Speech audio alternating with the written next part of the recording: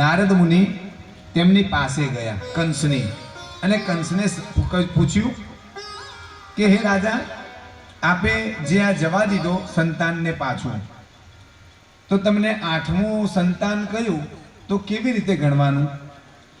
પહેલેથી 8મું કે છેલ્લેથી પહેલું?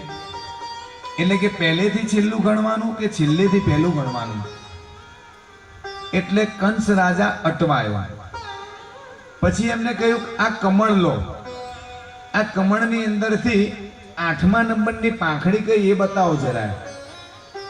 એટલે કંસના મગજમાં સરવર થવા લાગી કે આ કહે છે એ સાચું કહે છે, એ સંતાન કયું ગણવું.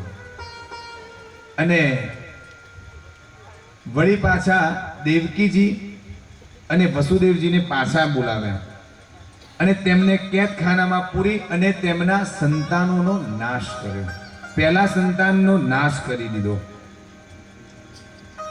અને ધીરે ધીરે ધીરે જેમ આ વિચારતા હતા તેવી રીતે એક એક સંતાનનો નાશ કરવા લાગ્યા. અને તેમને પોતાના પિતા ઉગ્રસેનને પણ જેલની અંદર નાખી દીધા. હવે આ બાજુ તે જરાસંઘની પુત્રીની સાથે લગ્ન થયા હતા, એટલે અસુર કુળની સાથે પણ તેમનો સંબંધ એટલો મજબૂત હતો. પછી આ રાજા કંસ 8મો ગર્ભ આવવાની તૈયારી હતી, તેના પહેલા દેવકી માતાના ગર્ભમાં 7મા ગર્ભ તરીકે શેષ નારાયણ અવતરિત થયા ગર્ભમાં. અને ભગવાને પોતાની માયાને આજ્ઞા કરી કે જાઓ તમે આ દેવકી માતાના 7મો જે ગર્ભ છે એ ગર્ભને યશોદા માતાના ગર્ભની અંદર ત્યાં આગળ સ્થિર કરો. અને જેવા માતાજીના ગર્ભમાં સ્થિર કરે છે, અને આ બાજુ એ પોતે ત્યાં આગળ દેવકીજીના ગર્ભમાં આવે છે. શેષ નારાયણ રોહિણી માતાના ગર્ભમાં, મહામાયા યશોદા માતાના ગર્ભમાં, અને તે પોતે દેવકી માતાના ગર્ભમાં આવી ગયા. અને આ બાજુ ત્યાં આગળ જેવો ગર્ભમાં આવ્યા એટલે દેવકી માતાનું ત્યાં ચહેરો બદલાવા લાગ્યો, ઓજસ બદલાવા લાગ્યું, આજુબાજુનું વાતાવરણ બદલાવા લાગ્યું.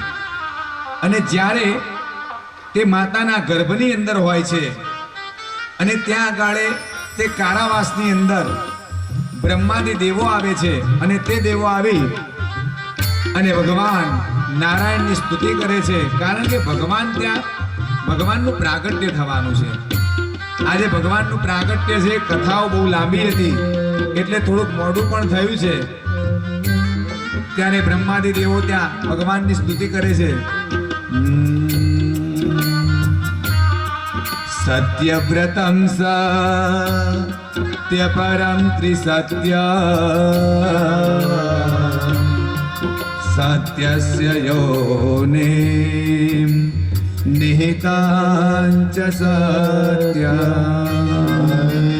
સત્યસ્ય સત્ય વૃત સત્યનેત્ર સત્યાત્મકત્વા શરણામ પ્રપન્ના સત્યાત્મકત્વા શરણો પ્રપન્ના. આ બાજુ રાજા કંસને અણસાર આવી ગયો કે દેવકી માતાના ગર્ભની અંદર વિષ્ણુનો અંશ આવી ગયો છે, અને તેના ચિત્તની અંદર સતત ભગવાન વિષ્ણુનું તો સ્મરણ ચાલતું જ હતું કે મારો આ કાળ ભગવાન નારાયણ છે, એ ભગવાનને દુશ્મનની તરીકે જોતો હતો. આ બાજુ જ્યારે તેને બધાને જ કહી દીધું કે કોઈ ગફલતમાં ન રહેતા, હવે મારો કાળ જન્મવાનો છે અને એને જન્મતાની સાથે હું તેને પૂર્ણ કરી દઈશ. અને જ્યારે શ્રાવણ મહિનાની અષ્ટમી આવી, રોહિણી નક્ષત્ર છે અને મધ્યરાત્રિએ ભગવાન કૃષ્ણનું પ્રાગટ્ય, હાલ ઉત્સવ નથી આવતો, ભગવાન કૃષ્ણનું પ્રાગટ્ય ત્યાં થાય છે. શ્રી કૃષ્ણ કનૈયા લાલ કી જય. માતાજીના ગર્ભની અંદરથી ભગવાને અવતાર ત્યાં લીધો અને જ્યારે ભગવાન કૃષ્ણનું પ્રાગટ્ય થયું તે વખતે ભગવાન નારાયણે બાળકના સ્વરૂપમાંથી ચતુર્ભુજ રૂપે દેવકીજી અને વસુદેવજીને દર્શન આપ્યા છે. માતા દેવકી અને વસુદેવજી રડવા લાગે છે કે અમે ધન્ય બની ગયા, આપે અમારા ત્યાં અવતાર લીધો. અને ત્યારબાદ ભગવાન નારાયણ કહે છે કે જો આપને અહીંયા ડર લાગે તો આપ મને ગોકુળની અંદર મૂકી જાઓ, નંદ બાબાના ત્યાં. અને ત્યારે તેમની પોતાની માયાથી જે પોતાનું દર્શન આપ્યું હતું તે વસુદેવજી અને દેવકીજી આમના ચિત્તમાંથી તે બધું ભૂસી નાખ્યું. અને આ બાજુ કારાગારના તાળા તૂટી ગયા છે, બધા જ ત્યાં સૈનિકો સૂઈ ગયા છે. અને ત્યારે દરવાજા ખુલવા લાગ્યા. યમુના નદીની અંદર તીર આવ્યું છે, પૂર આવ્યું છે. અને ત્યારે તે કાનાને લઈ યમુના નદીની અંદર મૂકવા જાય છે. યમુના નદીની અંદર પાર કરી તે ભગવાનને ત્યાં લઈ ગયા. અને ત્યારબાદ ત્યાંથી એક કન્યાને લઈ ભગવાનને ત્યાં મૂકીને લાવે છે. જીગરભાઈ શાંતિ રાખજો, હું નંદગીરા બોલું એટલે. અને દેવકીજીના ત્યાં આ સંતાન જે હતું લાલજી તે મૂકી અને યશોદા માતાની પાસે રહેલી જે મહામાયા હતી તે મહામાયાને લઈ અને અહીંયા આવે છે. અને જ્યારે મહામાયાને અહીંયા લાવ્યા અને બધું એમનું એમ શાંત થઈ ગયું છે. દરવાજા બંધ થઈ ગયા, ફરીથી બધાના પગમાં સાંકળો લાગી ગઈ, તાળા લાગી ગયા. અને આ બાજુ કંસને થયું કે હવે હું મારા કાળનો નાશ કરું. કંસ આ બાજુ કારાવાસમાં આવે છે. તેને થયું આ તો પુત્રી છે, જોઈ અને જેવી પુત્રીને હાથમાં લીધી તે પુત્રીને હાથમાં લઈ અને જોરથી પથ્થર ઉપર પછાડવા જાય. અને ત્યાં તો મહામાયાનું પ્રાગટ્ય થઈ ગયું અને તેના હાથમાંથી તે છૂટી ગઈ છે. નંદ ગોપ ગૃહે જાતા યશોદા ગર્ભ સંભવા. આ પ્રમાણે મહામાયાનું પ્રાગટ્ય થયું એ માં ભગવતી. અને તે મહામાયા કહે છે કે હે કંસ, તારો કાળ આવી ગયો છે, તો કોને મારવા જાય છે? તારો કાળ તો જન્મી ચૂક્યો છે. અને ત્યારે આ બાજુ કોઈને ગોકુળમાં ખબર નથી કે નંદ બાબાના ત્યાં બાબો આવ્યો છે. આ બાજુ તેમના બહેન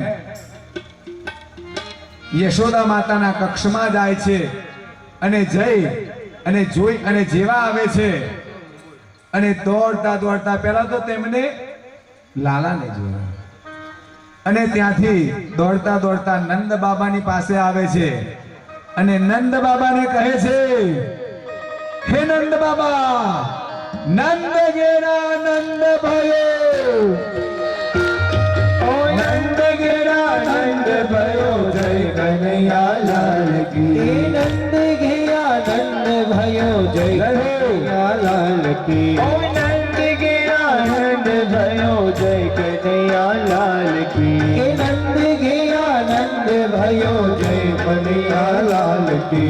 जय यशोदा लाल की, जय हो नंद लाल की. जय की जय हो नंदलाल की ओ नंद गेला नंद भयो जय हो नंद लाल की अरे नंद गया नंद भयो जय कन्हैया लाल की हाथी दिया घोड़ा दिया और दिया पालकी अरे हाथ दिया घोड़ा दिया और दिया पालकी हाथी दिया घोड़ा दिया और दिया पालकी हाथ दिया घोड़ा दिया और दिया पालकी हे ब्रज में आनंद भयो जय हो नंद लाल की ओ ब्रज में आनंद भयो जय हो नंद लाल की हे नंद गिरा नंद भयो जय हो नंद लाल की ओ नंद गया नंद भयो जय हो नंद लाल की हीरा दिया मोती दिया और दिया पालकी हीरा दिया मोती दिया और बन्ने हाथ ऊंचा हीरा दिया मोती दिया और दिया पालकी हीरा दिया मोती दिया और दिया पालकी हे नंद गिरा नंद भयो जय हो नंद लाल की ओ नंद घेरा नंद भयो जय हो नंद लाल की જેટલા ઉભા છે બંને હાથ ઊંચા બંને બધાના હાથ ઊંચા જોઈએ બંને હાથની ભાવથી તાળી વસુદેવજીને કરજો ભાઈ ગુલાલ હા બા દાદાને કરો ગોકુળ में